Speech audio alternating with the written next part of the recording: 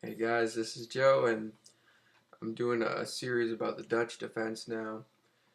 And this is series one about the Dutch defense.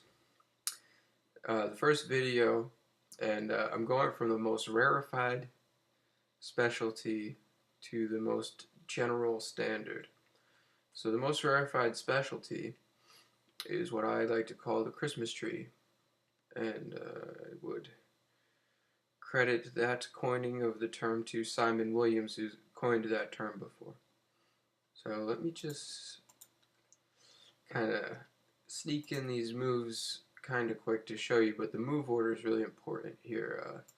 Up until this, this is kind of a general thing. They could play knight f3 first here, and you can imagine almost getting here, but there are some specific lines which I'll go over after in the other videos when they play knight f3 and then we play f5 and then they play c4 and then we play d6.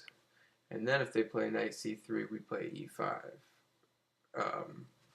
But in this one, we have to do this move order knight f6 here because knight f3 isn't committed. So that's why it's starting with the most rarefied version of it. And I've been accumulating this knowledge actually for see 1 1 2 1 1 2 3 2 1 for about 8 months now. 1 plus 3 plus 1 plus 1 plus 2 is 8. So I've been accumulating this 8 months now, and the move order is very specific, just so you know. So this is Dutch out of the English. So we're trying to play e5 in one move, so we can really get that structure, knowing that they played passively. For instance, g3, e5. But here they stopped it with d4, so we can't play e5 and a go. So we need to play e6, and we're hoping, okay, standard classical Dutch. They play g3 in the standard one. But since this is the rarefied one, not the general standard, this is special, and they close in their dark square bishop with e3, which is fine. It's probably one of the best moves, ironically enough, closing it in this specific permutation. And then we go into the Christmas tree. And the Christmas tree is the pawns on h7, g6, f5, and e6. And that's called the Christmas tree Dutch structure, which Simon Williams coined, and I'm exploring now with Stockfish. And the most critical test is bishop d3, standard classical development, not classical Dutch, but universal developed bishop on d3. To support the e4 break, they castle after Arfi and Keto. We castle e4, and then you take with the knight first, and then they take. So they've achieved a break with a putt e2 to e3 to e4 in a certain permutation with some other moves spliced in or chopped in, if you would say. And if you wouldn't say, then excuse me. So knight c6, and let's just give a little line here, but one of the advantages here is that we have the vertical F opened up for our rook. So then they waste a couple putts, but then they get one tempo with bishop g5. And then say they play the rook out trying to have a time of it on the e file. We hit the bishop like this, because if you wait one move and don't hit the bishop, then queen d2 could be played at h6 isn't possible anymore. So my human mind likes h6, and white actually has an advantage here, really good one, but this is really rare, and we got black, so what do you want to expect? All the other lines I don't prefer, but this is tricky, and I think that it's good because people won't want to play bishop to e3, which is the best move here according to Stockfish. For vertical e, they want to have a time of it there, so it's counterintuitive. So if they play that, then that's weird, but we got ideas like queen f7 here and stuff. I don't want to go too deep, but say they go back here, then we can play g5 here, and knight to e7 is a possibility. Also, a possibility is queen f7, and then